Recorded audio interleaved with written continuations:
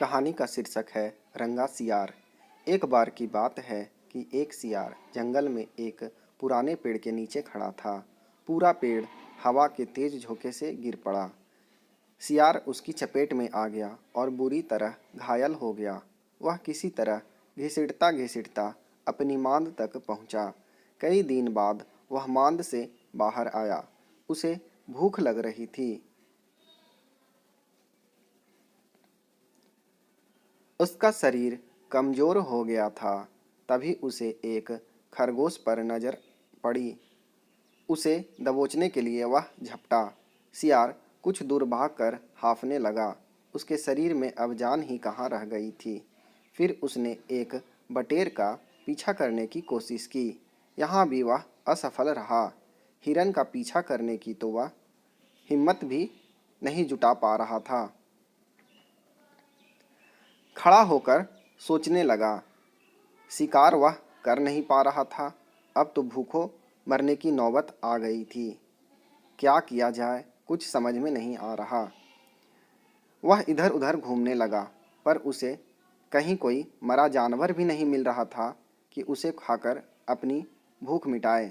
घूमता घूमता वह एक बस्ती में आ गया। उसने सोचा शायद कोई मुर्गी या उसका बच्चा ही हाथ लग जाए, सो इधर उधर गलियों में घूमने लगा। तभी कुत्ते भौंकते हुए उसके पीछे पड़ गए।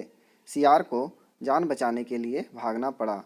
गलियों में घुसकर उसको छकाने की कोशिश करने लगा, पर कुत्ते तो कस्बे की गली गली से परिचित थे। सियार के पीछे कुत्तों की टोली बढ़ती जा रही थी और सियार के कमजोर शरीर का बल समाप्त होता जा रहा था।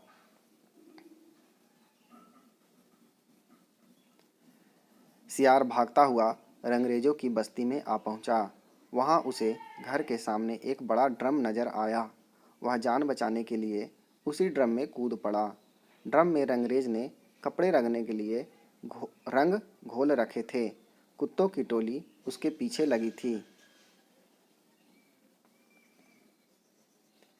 सियार सांस रोककर रंग में डूबा रहा। वह केवल सांस लेने के लिए अपनी थुथनी बाहर निकालता। जब उसे पूरा यकीन हो गया कि अब कोई खतरा नहीं है, तो वह बाहर निकला।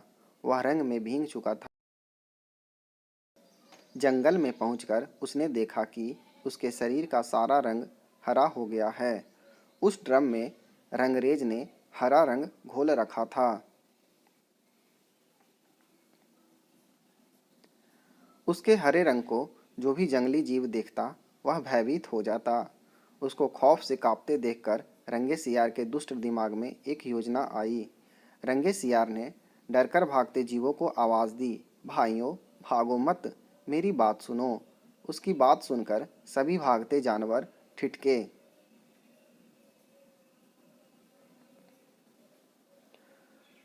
उनके ठिठकने का रंगे सियार ने फायदा उठाया और बोला, देखो देखो मेरा रंग।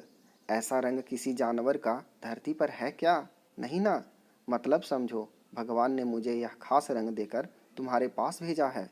तुम सब जानवरों को बुलाकर ले आओ तो मैं तुम्हें भगवान का संदेश सुनाऊं। उसकी बातों का सब पर गहरा प्रभाव पड़ा।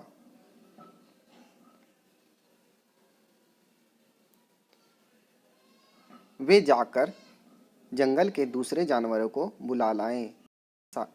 सभी जानवर आ गए तो रंगा सियार एक ऊंचे पत्थर पर चढ़कर बोला, वन्य प्राणियों, प्रजापति ब्रह्मा ने मुझे खुद अपने हाथों से इस अलौकिक रंग का प्राणी बनाकर कहा कि संसार में जानवरों का कोई शासक नहीं है।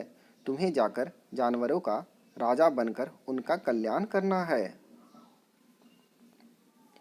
तुम्हारा नाम सम्राट ककुद्दुम होगा। तीनों लोकों के वन्य जीव तुम्हारी प्रजा होंगे। अब तुम लोग अनाथ नहीं रहे। मेरी छत्र छाया में निर्भय होकर रहो।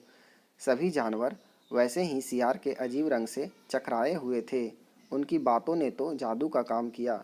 शेर, बाघ व चीते की भी ऊपर की सांसें ऊपर और नीचे की सांसें नीचे रह गई।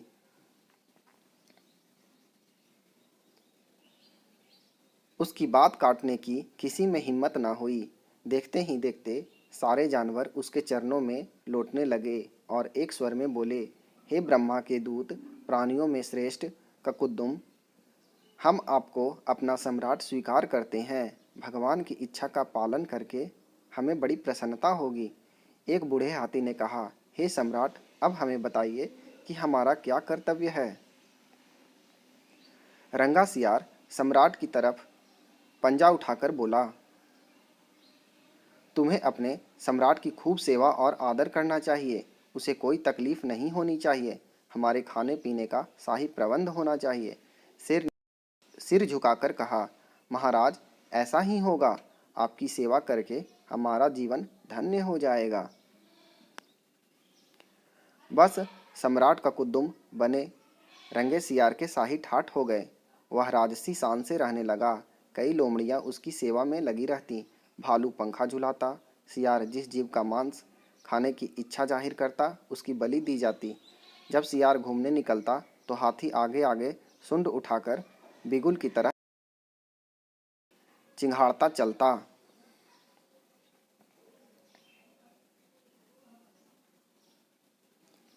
दो शेर उसके दोनों ओर बॉडीगार्ड की तरह रहते।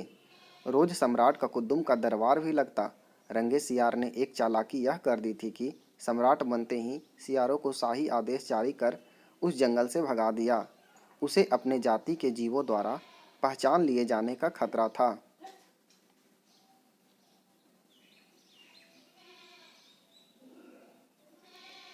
एक दिन सम्राट का कुद्दुम खूब खा पीकर अपने शाही मांद में आराम कर रहा था कि बाहर उजाला देखकर उठा। बाहर आया तो चांदनी रात खिली थी। पास के जंगल में सियारों की टोलियां हूँ हूँ की बोली बोल रही थी। उस आवाज को सुनते ही ककुद्दुम अपना आपा खो बैठा। उसके अंदर के जन्मजात स्वभाव ने जोर मारा और वह भी चांद की ओर मुंह उठाकर सियारों के सुर में सुर मिलाकर हूँ हूँ करने लगा।